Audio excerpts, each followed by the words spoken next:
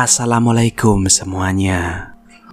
Dnepropetrovsk Maniacs adalah julukan yang diberikan media kepada kelompok pembunuh yang bertanggung jawab atas serangkaian pembunuhan di Ukraina. Kejadian tersebut terjadi pada bulan Juli 2007 dan beberapa anggota kelompok tersebut yang bertanggung jawab atas pembunuhan berhasil diamankan. Torsayenko dan Igor Suprunyuk berhasil ditangkap dan didakwa dengan 21 pembunuhan. Sedangkan Alexander Hanza didakwa atas 2 perampokan bersenjata yang dilakukan sebelum pembunuhan tersebut terjadi. Dnepropetrovsk Maniacs memulai pembunuhan pertamanya pada tanggal 25 Juni 2007. Korban pertama adalah penduduk setempat bernama Ekaterina Ichenko, 33 tahun.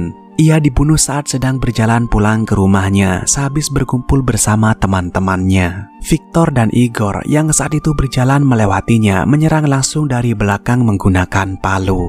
Pukulan tersebut diarahkan tepat di kepala Ekaterina dan menyebabkan ia tewas karena terluka parah. 1 jam setelah pembunuhan pertama, mereka menyerang korban keduanya, yaitu Roman Tatarevich. Roman yang sedang tertidur di sebuah bangku menerima pukulan palu tepat di kepalanya. Serangan pukulan yang dilancarkan secara sporadis membuat wajahnya menjadi sulit dikenali. Pada tanggal 1 Juli, Dnepropetrovsk Maniacs kembali membunuh 2 korban bernama Evgenia Grisinko dan Nikolai Serchuk. Tubuh korban ditemukan di kota Novomoskov. Selanjutnya, pembantaian kelompok keji tersebut dilakukan pada tanggal 6 Juli di kota Dnepropetrovsk dengan membunuh 3 orang. Korban pertama adalah Egor Nekvoloda, seorang tentara yang baru saja pulang dari klub malam. Beberapa jam kemudian, seorang pegawai shift malam bernama Elena Sam, 28 tahun, dibunuh di tikungan jalan Kosyora, Dnepropetrovsk. Keesokan harinya, 2 bocah berusia 14 tahun mendapatkan serangan dari kelompok tersebut di sebuah desa Dnepropetrovsk. 2 bocah tersebut diserang saat mereka sedang memancing. Salah satu korban, Andrei, terbunuh, sedangkan korban lainnya bernama Vadim Layakov berhasil selamat. 14 pembunuhan lainnya dilakukan oleh kelompok tersebut di hari yang sama. Mereka menyerang korban secara acak, termasuk wanita, anak-anak, orang tua, gelandangan, maupun orang-orang di bawah pengaruh alkohol. Mayoritas korban dibunuh menggunakan palu dan batang konstruksi baja. Pukulan tersebut biasanya menyasar tepat ke wajah dan menyulitkan pihak berwajib untuk mengidentifikasi korban. Selain itu, banyak dari korban yang dipotong-potong dan disiksa. Bahkan beberapa mata mereka dicungkil ketika mereka masih hidup. Salah satu korban juga diketahui adalah wanita hamil yang saat itu janinnya keluar dari rahimnya. Pembunuhan tersebut juga disertai dengan perampokan barang-barang berharga milik korban. Kelompok pembunuh tersebut akhirnya berhasil ditangkap kepolisian Ukraina pada tanggal 23 Juli 2007. Igor awalnya berusaha menjual ponsel curiannya di sebuah tempat pegadaian dan mendapatkan uang setara Rp300.000. Ketika ponsel dihidupkan untuk menunjukkan bahwa ponsel tersebut berfungsi, polisi langsung melacaknya. Victor dan Igor ditangkap tidak jauh dari lokasi tempat pegadaian tersebut. Sedangkan Hanza ditangkap di rumahnya setelah menghilangkan barang bukti ponsel ke dalam lubang kloset toiletnya. Ponsel berhasil didapat, tetapi semua informasi di dalamnya telah dihilangkan. Ketiga pelaku didakwa terlibat dalam 29 insiden terpisah, termasuk 21 pembunuhan dan 8 serangan percobaan pembunuhan. Igor dan Victor didakwa pembunuhan tingkat tinggi dengan pidana hukuman penjara seumur hidup. Sedangkan Hanza lolos dari tuduhan pembunuhan dan dihukum 15 tahun kurungan penjara. Tapi bukan karena kasus-kasus itu yang membuat nama Dnepropetrovsk Maniacs terkenal, melainkan sebuah video tentang pembunuhan mereka yang bocor ke internet. Videonya berjudul Three Guys One Hammer yang memperlihatkan pembunuhan seorang pria bernama Sergei Yatsenko berusia 48 tahun. Videonya berdurasi 7 menit 48 detik di mana terlihat seorang pria berbaring telentang di daerah seperti hutan dan wajahnya dipukul berulang kali dengan palu yang dimasukkan ke dalam kantong plastik. Seorang penyerang menusuk mata dan perut Yatsenko dengan obeng. Yatsenko kemudian dipukul dengan palu tersebut untuk memastikan ia tewas. Setelah video selesai, para pembunuh berjalan menuju ke mobil mereka, memperlihatkan bahwa kejahatan tersebut terjadi di hutan dekat pinggir jalan. Di sana mereka membahas pembunuhan tersebut dengan tenang sambil menunjukkan sedikit keterkejutan bahwa korban masih bernafas setelah obeng ditusukkan ke otaknya yang keluar dari kepalanya. Para tersangka kemudian mencuci tangan dan palu mereka dengan botol air dan mulai tertawa.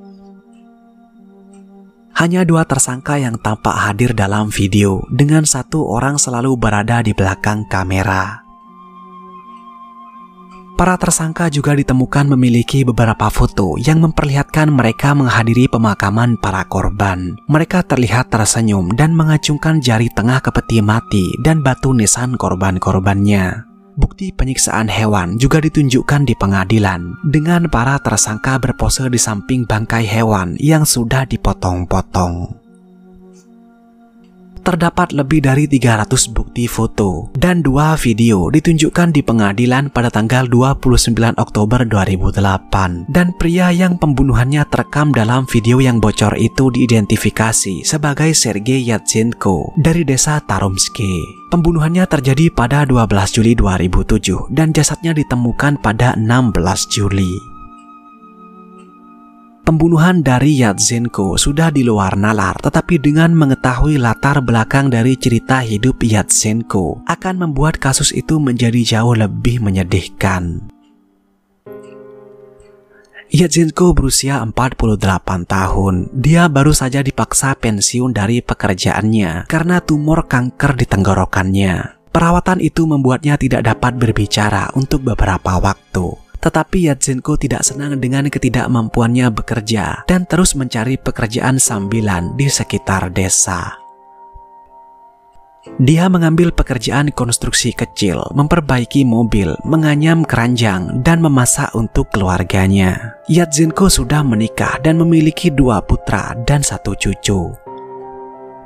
Dia juga merawat ibunya yang cacat. Bahkan saat pembunuhan terjadi, Yatsenko sudah mendapatkan kembali sedikit suaranya. Sekitar pukul 14.30 pada hari pembunuhan, ia menelpon istrinya untuk mengatakan bahwa ia akan mengisi bahan bakar sepeda motornya dan mengunjungi cucunya. Namun ia tidak pernah tiba di rumah cucunya dan telepon selulernya dimatikan pada pukul 18. Istrinya Yudmila menelpon seorang teman dan mencari di sekitar desa. Takut suaminya mungkin jatuh sakit atau mengalami kecelakaan sepeda motor. Tapi mereka tidak dapat menemukan tanda-tanda keberadaannya. Mereka juga tidak dapat mengajukan laporan orang hilang. Karena di Ukraina, seseorang tidak dapat dinyatakan hilang hingga setidaknya 72 jam setelah terakhir kali terlihat. Keesokan harinya, Yudmila memasang foto-foto suaminya di sekitar desa dan meminta bantuan lebih banyak penduduk setempat untuk mencari di daerah sekitarnya. 4 hari kemudian, seorang penduduk setempat menemukan tubuh Yatsenko yang telah membusuk.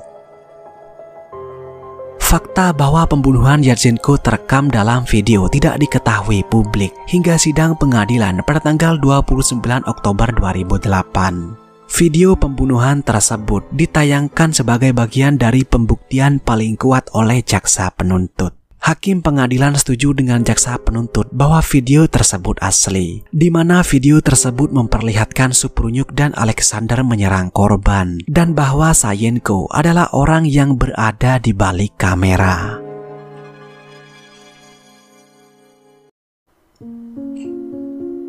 Itulah kisah kasus dari Three Guys One Hammer yang kalian nanti-nantikan. Semoga dapat menambah kewaspadaan kita karena kejahatan bisa datang dari mana saja. Tetaplah aman dan saya akan menemui kalian pada kesempatan berikutnya. Terima kasih sudah menonton.